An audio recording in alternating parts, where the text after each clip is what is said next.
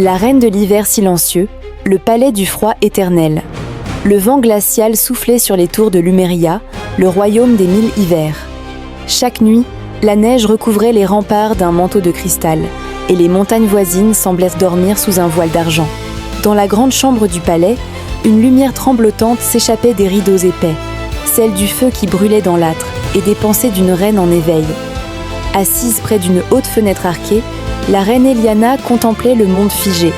Ses longs cheveux noirs retombaient en cascade sur ses épaules, contrastant avec la blancheur de sa peau. Elle portait une robe de velours bleu nuit, brodée d'or et de perles, aussi somptueuse que les étoiles au-dessus d'elle.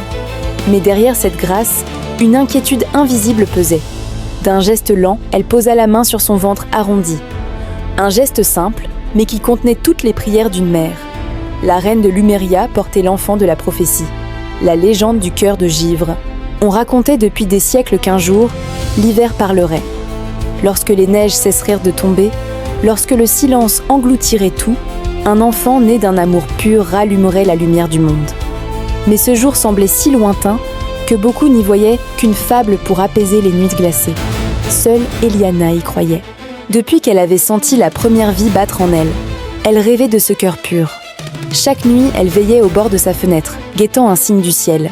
« Mon enfant », murmura-t-elle un soir, la voix tremblante. « Si tu entends ma prière, promets-moi de ne pas avoir peur du froid. Il n'est pas notre ennemi, c'est le silence avant la lumière. » Ces mots s'évanouirent dans la nuit comme un souffle sur la glace. Le corbeau blanc. Ce soir-là, le vent se tut soudain. Un silence épais envahit la chambre, si profond qu'on aurait pu entendre battre un cœur dans la neige. Eliana leva les yeux. Un corbeau blanc, chose rare et sacrée, venait de se poser sur le rebord de sa fenêtre. Son plumage luisait comme la lune, et dans son bec brillait une plume d'argent. La reine s'approcha lentement, fascinée. « Messager du Nord, es-tu venu me porter la réponse des anciens dieux ?» murmura-t-elle. L'oiseau inclina la tête, puis laissa tomber la plume dans sa main.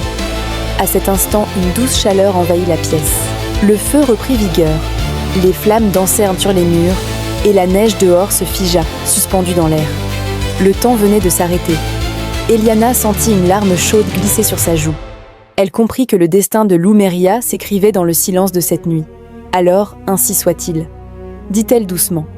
Mon enfant sera la voix du silence, le serment de la reine.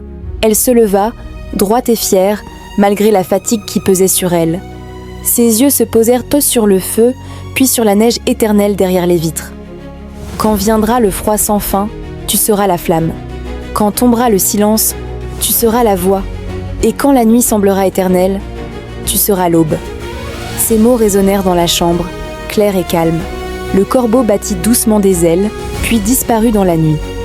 Au dehors, les flocons reprirent leur lente danse, comme si le ciel lui-même avait entendu la promesse. Eliana retourna s'asseoir près de la fenêtre, posant la plume d'argent sur son cœur. Et dans le murmure du vent revenu, on aurait juré entendre une chanson, celle d'un royaume qui dormait, en attendant la naissance de sa lumière. Le cœur de l'hiver. Cette nuit-là, une aurore boréale traversa le ciel.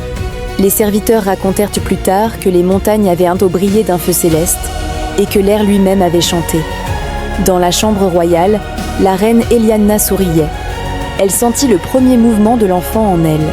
Et tandis que le feu s'éteignait doucement, elle murmura « L'hiver peut bien être silencieux, car désormais il a un cœur. » La naissance sous la lune d'argent. Une tempête faisait rage sur Lumeria. Le vent hurlait autour du palais, comme s'il voulait retenir le souffle du destin. Dans la grande salle du trône, les torches vacillaient. Et on entendait le carillon des cloches lointaines qui annonçaient la lune d'Écargent, signe des naissances bénies par les dieux du Nord. La reine Eliana, affaiblie mais sereine, mit au monde un enfant aux yeux d'un bleu lumineux, aussi clair que la glace la plus pure. Au moment même où il poussa son premier cri, la tempête s'apaisa. La neige, au dehors, cessa de tomber. Et pendant 1 minute entière, le royaume tout entier connut un silence parfait. « Il s'appellera Kaël », murmura Eliana, « fils de l'hiver, gardien du silence, lumière du monde endormi. » Les sages s'inclinèrent. Tous savaient que la prophétie venait de Skou accomplir, mais nul ne devinait encore à quel prix.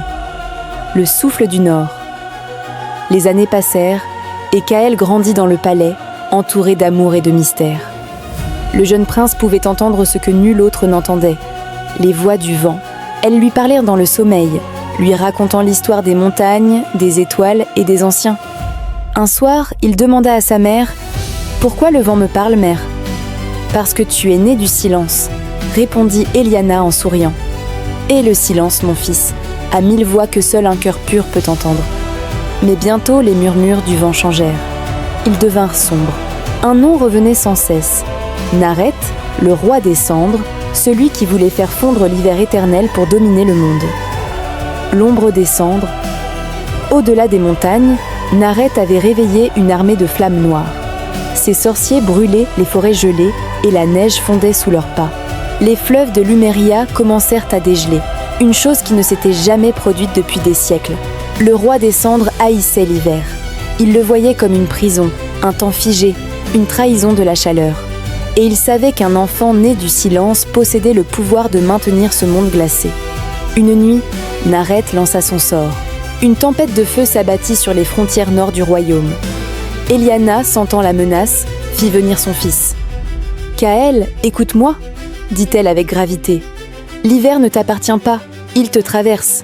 Si jamais je disparais, souviens-toi, ne crains ni le feu ni la lumière. Cherche l'équilibre entre les deux. » Le cœur du silence.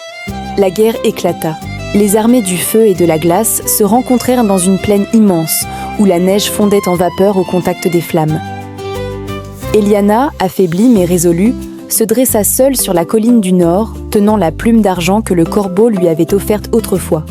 D'un geste, elle invoqua le souffle du vent et les éclats des tempêtes. Mais Nareth était puissant. Sa magie brûlait le ciel lui-même. Dans un ultime élan, Eliana murmura une prière. « Si le silence doit tomber, qu'il tombe en paix. » Un vent colossal se leva, balayant les flammes et recouvrant le monde de neige. Quand le calme revint, le champ de bataille était vide. Eliana avait disparu. Seule la plume d'argent reposait dans la neige, scintillant d'une lumière douce. L'héritier du givre et de la flamme Kaël, désormais jeune homme, erra longtemps dans le royaume figé. La neige tombait à nouveau, mais plus silencieuse qu'avant. Le vent ne chantait plus. Il trouva la plume de sa mère et, en la serrant contre son cœur, entendit enfin sa voix. « Mon fils, l'hiver et le feu ne sont pas ennemis. Ils sont les deux battements d'un même cœur, soit celui qui les réunit. » Alors Kaël fit face au soleil levant.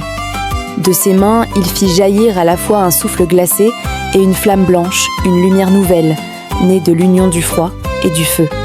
Le ciel s'illumina d'une aurore sans fin. Le royaume de Lumeria renaquit, ni gelé, ni brûlé, mais vivant.